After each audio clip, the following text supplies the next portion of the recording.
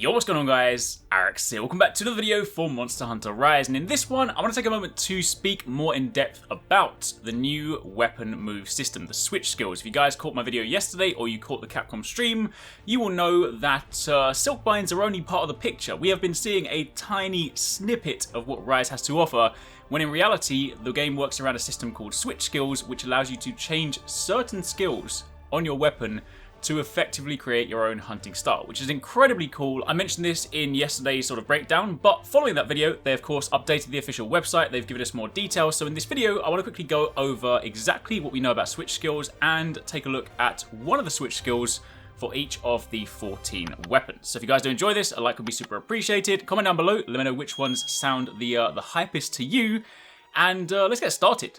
So first things first, obviously you go over to the weapon and armor page on the official website and you scroll down and it kind of talks about some of the new actions for the weapons. So this new feature, again, if you saw yesterday's video, you will know this, but it is called Switch Skills. It says as you progress in the game, you will unlock the ability to switch out certain regular attacks and silkbind attacks at will.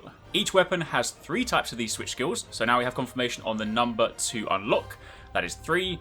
And it says they are granting you a larger repertoire of moves. This new feature greatly enhances the options available to you in combat. Now, one of the things that I really like about this, just in general, and it's going to be really interesting to sort of work this into the weapon tutorials that I'll be making, is of course, you know, in games like Monster Hunter World, obviously, you can still use the weapon to a degree however you like, but generally speaking, if you want to be quote-unquote efficient, then there are like a select number of moves, a select number of combos that yield the greatest benefits. One of the nicest things about this, obviously just from what I've seen, you know, I haven't had a chance to test them yet, so I'll have to wait and see, but the thing that immediately jumps out to me is that you kind of just have different ways to use the weapon, maybe depending on how you like to play, you know, your own personal playstyle. So I feel like when it comes to, you know, learning weapons this time around, it's not going to be like, this is the definitive way to use the weapon. It might be more like, hey, if you're running an elemental build, this is the recommended setup. Meanwhile, if you're running, say, a raw damage build, you might want to consider this. So honestly, it gives us so much more kind of things to mess around with, kind of like when you're sort of playing around with Hunter Arts and Generations. Honestly, I think it sounds great. So as a reminder, if you take a look at the sort of gameplay clip from the other day, you can swap out one of your moves for another one, and then obviously whatever that input would be the alternate move. So, let's take a look at some of the examples. For the Greatsword, this is one of the examples they actually showed. It was a move called Adamant Charge Slash. I got the name wrong in yesterday's video, by the way. I apologise. I kind of likened it to sort of the Brave style that you sort of assume, that sort of position, when in actual fact there was, as you guys kind of rightly pointed out, and I completely forgot about it, there was a move in Generations called Brimstone Slash for Greatsword, which is effectively what this is. But it says here, this can be switched out with Hunting Edge, which, let's be honest, as a Greatsword user, I swear a lot of you guys, I'm gonna talk for myself, I swear a lot of us just miss with Hunting Edge half the time. Anyway, point is, this is a technique that uses the Y bug to dash forward and deliver a strong charge slash. It also allows you to withstand knockdown attacks by hardening your body as you dash forth. So, pretty powerful, basically firm an attack and follow up with a big damaging hit. For the longsword, this will of course be the one that we saw in the original trailer. This is the Silkbind Sakura Slash, can be switched out with the Soaring Kick. That is of course the one that you use to launch yourself into the sky and perform the Helm Splitter. This is a whirlwind-like attack, dashing and slicing past the target with a wire bug. The hit causes multiple lacerations over time, inducing additional damage. The hit raises the spirit gauge by 1. So obviously in that respect, if you got that, you would be removing, I would assume, you'll be removing your Helm Splitter, so that's something to kind of balance out. For Sword and Shield, this one, I said this yesterday, I am so excited for this. It is called Metsu Shoryugeki. This can be switched out with the Windmill, which is the one where you spin your blade around on the wire. This is a jumping wirebug attack that uses your shield to uppercut your target. At the beginning of the attack, there is a moment where you can perform a guard, so this is another guard point for a Sword and Shield, and a well-timed counter can further add to the damage dealt. So it sounds like if you perform this and you get hit during that moment, the move itself will actually do more damage, and honestly, I love Shoryugeki in Generations, so I'm 100% going to be using this one. For the dual blades, we have the Tower Vault. This can be switched out with the Piercing Bind. That is, of course, the one where you throw the kunai into the monster. And this one launches a wirebug upwards and you with it. This action does not do any damage, but allows you to move through the air in most cases, even with your weapon drawn. So, of course, that will put you in great position to perform those Beyblade Levi-style attacks down the spine of the monster. For the Lance, you get Spiral Thrust, again that move that we saw in the original trailer. This can be switched out with Anchor Rage, which is the one where you, well, surprise, surprise, anchor yourself to the target. This is a lightning fast 2-step maneuver to reposition and counterattack. This attack uses your shield to parry, then uses a wirebug to send you thrusting forwards, use it to confuse your targets and unleash a wave of strikes. Next up for the gun lance, you have Ground Splitter, can be switched out with Hail Cutter. I'm just going to say, you're asking a lot if you want me to take out the move that lets me launch myself super high into the sky. But that being said, this uses a wire bug to move forward and jump into a vigorous upward slash. Scraping the gun lance across the ground heats up the barrel, temporarily increasing the damage dealt by shells, wormstake shots, and wyvern fire. I mean, I know obviously, I like the style of launching yourself into the sky, but that of course is very kind of enticing, because that means if you're playing, normal style, then full burst is going to do more. If you're playing, wide or long, basically just in general, if you're using your shells, which you will be, this is going to be quite interesting. So, I mean, I hope you kind of get more options, because, I don't want to let go of that move that launched me into the sky. Hail Cutter is so cool.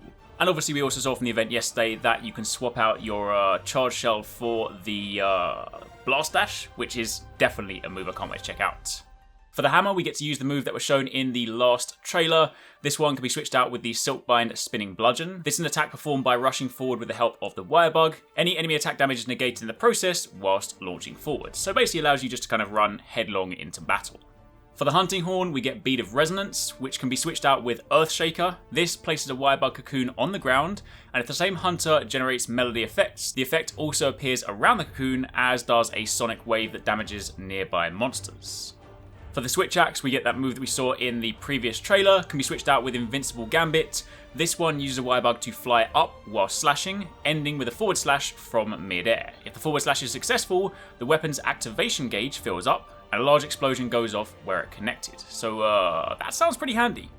For Charge Blade, this one is the kind of super stylish move from before called Axe Hopper, can be switched out with Counter Peak Performance. With this one, you slam the axe overhead using Recoil and Iron Silk to propel you up into the air. While going upwards, you can unleash a powerful element discharge, which is super stylish, but also don't forget that during the trailer, we also saw this, which is very different behavior, but is reminiscent of Savage Axe. So I imagine there is also another way to use the Charge Blade, but keep in mind the website is just listing one move for the time being. There are 3 options per weapon. So there's some stuff to look forward to. For the Insect Glaive, we get that move we saw way back at the very beginning, the Diving Wyvern. This can be switched out with the Recall Kinsect move. It's a devastating dive attack that uses a wire bug to pull you downward with great force. The attack has a small damage radius, but that means the damage is highly focused. So I imagine, pinpoint damage for some pretty big numbers. For the light bowgun, you get the Fanning Maneuver. This can be switched out with the Fanning Volt. It's a maneuver using a wire bug and centrifugal force to quickly flank left or right. Also temporarily ups attack power, and shots can be fired while in motion. So this one, if you just want to be lightning fast with the light bowgun, whew, it's going to be clean. For the heavy bowgun, you have Counter Charger, which can be switched out with Counter Shot. This is a parrying skill using wire bugs. It absorbs an attack from a monster without taking any damage. It will shorten the amount of time needed for a charged shot. So pretty useful again, especially if you're kind of slower and clunkier with this weapon. Definitely handy to survive. And then finally, for the bow, we of course get that move we saw in the previous trailer again, Aerial Aim. This can be switched out with Focus Shot. It's an action for firing arrows by jumping straight up with a wire bug. Particularly damaging shots can be fired from mid-air. A close range attack using an arrow can also be aimed directly underneath you. So as you can begin to see, there are lots of things to look forward to. And again, as mentioned, the website just specifies one, but it did say all weapons will have 3 different switch skills, at least from kind of what we gather so far. Some of them seem to change like basic moves. Some of them seem to change your Silkbind moves. So it seems like we're going to get a pretty kind of broad selection. Again, it'll be interesting to see quite what flexibility we get. Will of course remain to be seen, but safe to say, I'm super excited. I cannot wait to start messing around with these. I can't wait to start learning the weapons. And again, as mentioned, when it comes to the weapon workshops, well, of course, there'll be a lot of kind of cool things to talk about. I'm actually really excited about the prospect that there'll be multiple great ways to use the weapons, and kind of depending on the way that you want to use them, there'll be different suggestions. So I think it should make for some fun experiences and give people plenty of options. Anyway, that's it for the time being. There's, of course, another stream happening today, so we'll be covering that a little bit later on. So do stay tuned on the channel, and we'll have some more stuff to share with you then. If you want to catch more from us at Arekkz Gaming, don't forget you can catch the guys 269, Paradise Central, and Investmore streaming over on Twitch weekdays, playing a variety of games. If you guys want to jump in, tune in, watch, and even join in, then make sure you check them out. The links to those are in the description box down below, and of course you can join the Discord to get involved in all of the discussions.